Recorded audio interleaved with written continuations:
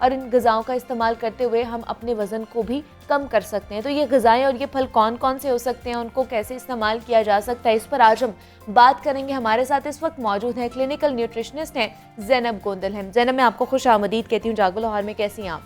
बिल्कुल ठीक, अल्हम्दुलिल्लाह।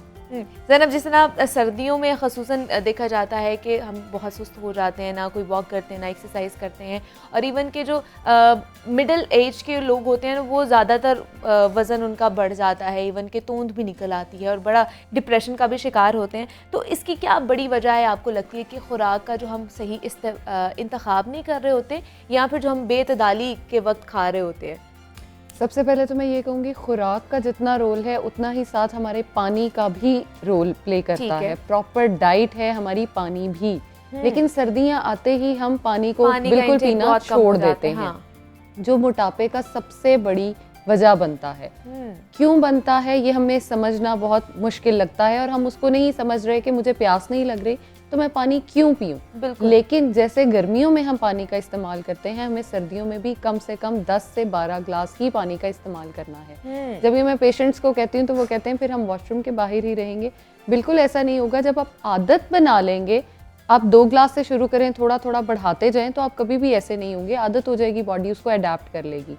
हमारी बॉडी के जो फैट सेल्स हैं वो बड़े स्मार्ट होते हैं। ठीक है। उनको काम करने के लिए बाकी ऑर्गन्स को, जैसे किडनीज हैं, हमारी लिवर है, इन सबको काम करने के लिए पानी की सबसे ज़्यादा ज़रूरत है। जब हम उसको पानी नहीं देते तो वो फैट एक्यूमुलेट करता है और बाय द एंड हम मोटे होते चले जाते हैं। उसके साथ दूसरी बड़ी गलती जो हम करते हैं, चाय और कॉफ़ी का इंटेक बहुत ज़्यादा कर लेते हैं, जिसमें चीनी जो है वो भर भर के हम इस्तेमाल करते हैं। ऑलरेडी कैलोरीज हमने बढ़ा ली हैं दूध से।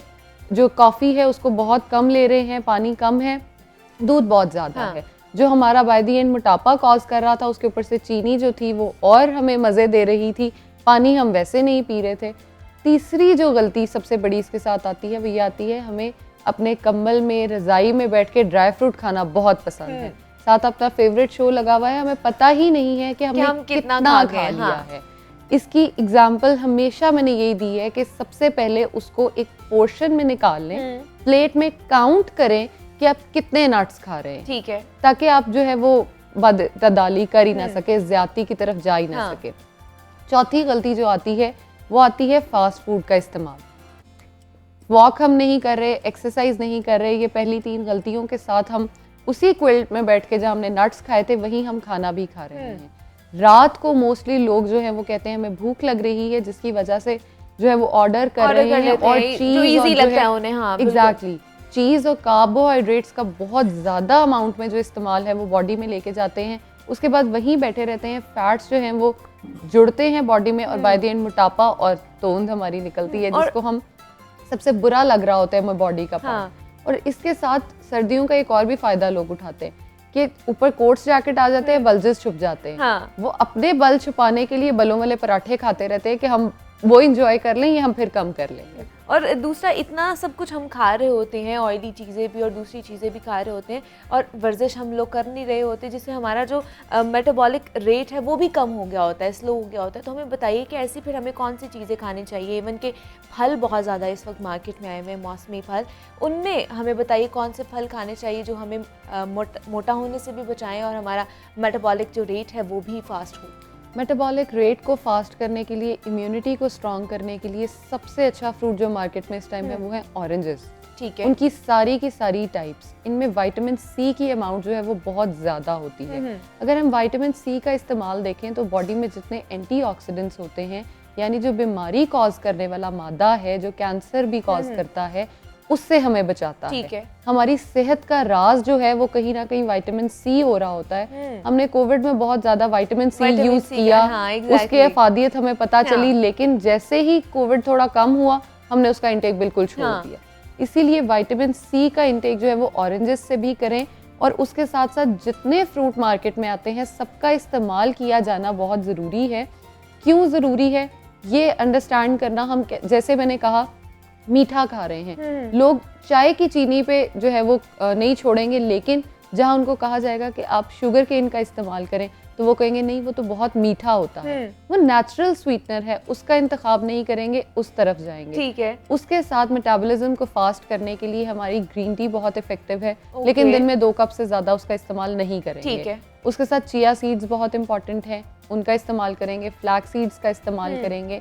हमारे घरों में जो है ना वो हलवा जात और दालें बहुत ज्यादा बन रही होती हैं जिनमें ऑयल बहुत ज्यादा है, उसका इस्तेमाल किया जा सकता है, लेकिन 1 से 2 मैक्सिमम जो है, लाइक इतना पोर्शन जो है वो मोर देन इनफ है, चाहे वो हलवे का है चाहे वो किसी भी चीज़ का है। और फ्रूट्स जो हैं जैसे ही सीजन चेंज हो अपनी आदतों को चेंज करके आगे चले जाना चाहिए। जैसे मौसमी थे, मौसमी खत्म हो रहे हैं, आगे किन्नू और वो आएंगे, फ्रूटर आएंगे, उसकी तरफ चलना चाहिए। हम क्या करते हैं, एक चीज शुरू की, उसका मजा आने लग गया, उसी को लेके चलते हैं, उसी को हम लोग प्रोलॉन्ग कर लेते हैं। उसके साथ ऑरेंजेस में भी जो गलती हम ये करते हैं, उसका जूस का इस्तेमाल करते हैं।